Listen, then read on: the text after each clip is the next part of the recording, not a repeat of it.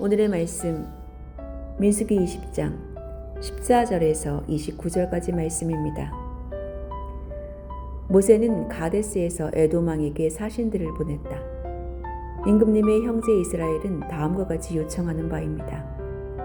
임금님께서는 우리가 겪은 온갖 고난에 대하여 알고 계실 줄 압니다. 일찍이 우리의 조상이 이집트로 내려갔고 우리는 오랫동안 이집트에서 살았습니다. 그런데 이집트 사람이 우리와 우리 조상들을 학대하였습니다. 그래서 우리가 주님께 부르짖었더니 주님께서는 우리의 부르짖음을 들으시고 천사를 보내셔서 우리를 이집트에서 이끌어내셨습니다.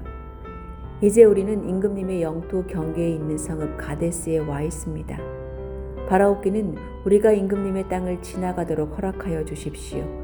밭이나 포도원에는 들어가지 않겠습니다. 샘물도 마시지 않겠습니다. 우리는 다만 왕의 길만 따라가겠습니다. 임금님의 영토 경계를 다 지나갈 때까지 오른쪽으로나 왼쪽으로 벗어나지 않겠습니다. 그러나 에돔 왕은 모세에게 다음과 같이 회답하였다. 당신은 절대로 나의 땅을 지나가지 못할 것이요. 지나가려고 꾀한다면 우리는 칼을 들고 당신을 맞아 싸우러 나갈 것이요. 이스라엘 자손은 다시 그에게 부탁하였다. 우리는 큰 길로만 지나가겠습니다. 그리고 우리의 가축대가 임금님의 물을 마시면 우리가 그 값을 치를 것입니다. 우리는 다만 걸어서 지나가기만을 바랍니다. 그 밖에는 아무것도 바라지 않습니다. 다시 그가 답변을 보내왔다. 당신은 지나가지 못하오. 그런 다음에 에돔 왕은 많은 군대를 무장시켜 그들을 맞아 싸우러 나왔다. 에돔 왕이 이스라엘을 그 영토 경계로 지나가지 못하게 하였기 때문에 이스라엘은 그들에게서 돌아서야만 하였다. 이스라엘 온 회중이 가데스를 출발하여 호르산에 이르렀다. 에돔 땅 경계 부근의 호르산에서 주님께서 모세와 아론에게 말씀하셨다. 이제 아론은 그의 조상 곁으로 간다. 무리바 샘에서 너희들이 나의 명령을 거역하여 나와 다투었기 때문에 아론은 내가 이스라엘 자손에게 준 그 땅으로 들어가지 못한다. 너는 아론과 그의 아들 엘르아살을 데리고 호르산으로 올라가서 아론의 옷을 벗겨 그의 아들 엘르아살에게 입혀라. 아론은 그의 조상 곁으로 간다. 그는 거기서 죽을 것이다. 그리하여 모세는 주님께서 명하신 대로 하였다. 그들은 온 회중이 보는 앞에서 호르산으로 올라갔다. 모세는 아론의 옷을 벗겨 그것을 그의 아들 엘르아살에게 입혔다. 아론은 그 산 꼭대기에서 죽었다. 모세와 엘르아살은 산에서 내려왔다. 아론이 세상을 뜬 것을 온 회중이 알았을 때 이스라엘 온 집은 아론을 애도하여 30일 동안 애곡하였다.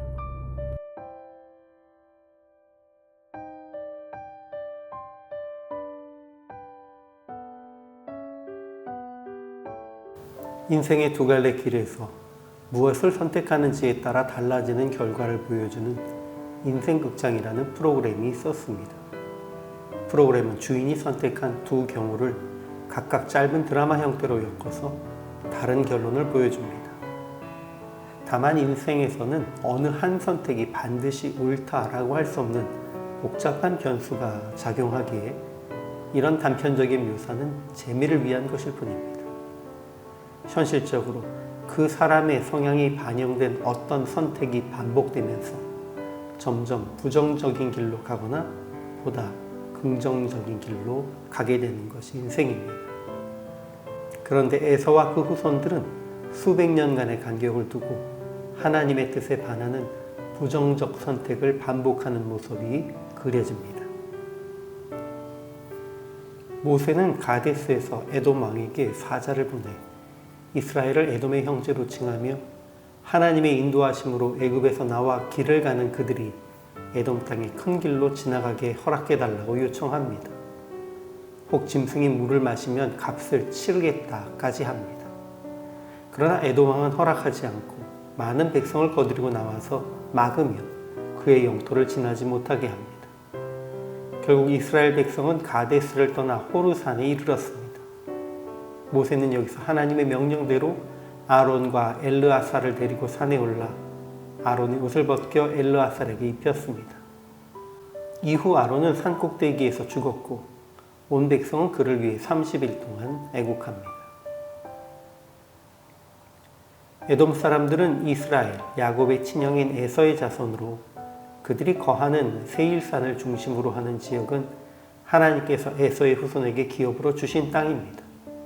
모세도 이 사실을 알았기에 에돔 왕에게 이스라엘을 형제로 칭하면서 조용히 큰 대로로 지나갈 것을 허락해 줄 것을 구하며 적대시하려 하지 않았습니다. 그런 하나님을 떠나 살던 에서의 후손들은 이스라엘의 요청을 수용하지 않고 적대시하는 것을 선택했고 이후에도 지속적으로 이스라엘을 돕기보다는 괴롭게 하는 역할을 감당했습니다. 결국 하나님은 선지자들을 통해 에돔을 심판하겠다고 하셨고 그 약속은 성취되어 지금 에돔 족속은 남아있지 않습니다. 하나님의 축복, 장자의 명분을 가볍게 여겼던 에서의 행동은 자기 자신뿐만 아니라 자손들까지 축복의 계보에서 벗어나게 하는 결과를 가져왔습니다. 우리의 어리석은 행동은 한 번의 실수로 끝나지 않고 반복해서 그 영향을 끼쳐서 결국 어느 순간 부정적인 영향력을 돌이킬 수 없게 됩니다. 영적인 부분은 더욱 그러합니다. 오늘 에서의 자손인 에돔 왕은 에서의 어리석음에 또 하나의 어리석음을 더하여 장차 에돔 족속의 소멸이라는 결과를 가져왔습니다. 기본적으로 누군가를 적대시하기보다는 평안을 빌고 좋은 관계를 유지하는 것이 삶의 지혜입니다. 하나님께서 함께 하시는 이들에 대해서는 더욱 그렇습니다. 오늘 우리도 너를 축복하는 자에게 복을 내리고 너를 저주하는 자를 저주하겠다 하신 하나님의 약속을 기억하며 실수하지 않는 삶을 살아야 합니다.